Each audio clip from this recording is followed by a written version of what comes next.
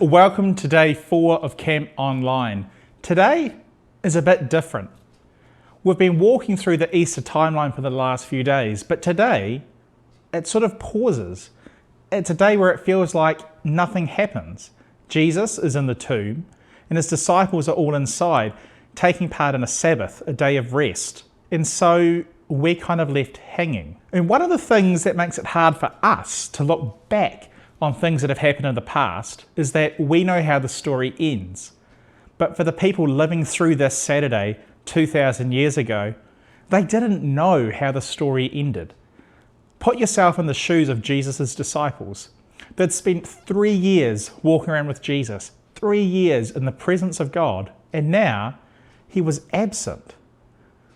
So we're left in a low point in this Easter story, just like the people who went through the first Easter 2,000 years ago.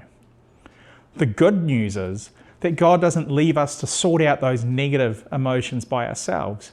We aren't supposed to just slap on a smile and pretend that everything's okay, and we don't always have to be jumping up and down and singing happy songs. So let's think back yesterday to one of the last things that Jesus said. "Father, into your hands I commit my very life." Now, Jesus wasn't the first person to say those words. In fact, Jesus was quoting a song or a psalm that was ancient even when he spoke it 2,000 years ago. Jesus was quoting Psalm 31. And because the Easter story has taken a pause, today let's look back more at that song that Jesus quoted. Now, Psalm 31, Song 31, is a little bit different from a lot of the songs that we sing today. The fancy technical way of describing the song is that it's a psalm of lament, which is a fancy way of saying this is a song about being upset. So let's check out the start of Psalm 31. David says, "Lord, I have gone to you for safety. Don't ever let me be put to shame. Save me because you do what is right. Pay attention to me. Come quickly to help me. Be the rock I go to for safety. Be the strong fort that saves me." So when things go wrong, here David tells us that he goes to God for safety because he knows that God does what is right. So he asks God to save him. If we skip down a few verses, we get to verse or sentence 7. "I will be glad and full of joy because you love me. You saw I was hurting and you took note of my great pain." Now, that verse could sound a bit confusing. Is David glad or is he hurting? What's happening? I think he's glad because God has seen and knows how much he's hurting. God knows what David is going through. Then we jump down a little bit further to verse 9. "Lord, show me your favour. I'm in deep trouble. I'm so sad I can hardly see. My whole body grows weak with sadness." David sounds really upset, and he isn't afraid to let God know. He isn't bottling up his feelings, but he's talking them out with God. Now, we're going to jump ahead a bit more to a part of the song or the psalm where there's a change. And this change actually happens in lots and lots of the psalms of lament.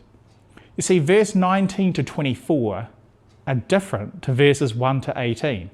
In verse 19, David moves from lament to praise, from sadness to happiness. It's like he's let God know what he's feeling. He's reminded himself of how much God loves him, and that's made him feel better. Check out verse 19. "How great your goodness is. You have stored it up for those who have respect for you." Or verse 21. "Give praise to the Lord. He showed me his wonderful love when my enemies attacked the city I was in." Or verse 23. "Love the Lord, all you who are faithful to him. The Lord watches over the faithful." And then he ends the psalm in verse 24. "Be strong, all you who put your hope in the Lord. Never give up." Now, today is an odd day. For us, just like the people going through that first Easter, they would have felt like they were living in just the first 18 verses of that Psalm 31. Everything was going wrong. Nothing was what they thought it would be. Today's a day when we can remind ourselves that not everything always goes right, that there's suffering. but also that we can show love and care for other people. And that's something we can receive as well when people show it to us. Now, we know that tomorrow is going to be a good day. Tomorrow is going to be a day when it's easy to sing about how good God is. But today, it's okay to be upset. It's okay to look back on how those people would have felt during the first Easter and feel like them. The good news is Camp Online isn't over for today. We still have a whole bunch of challenges, of crafts, of other cool bits just down there. So check it out, and I'll see you guys all for day 5.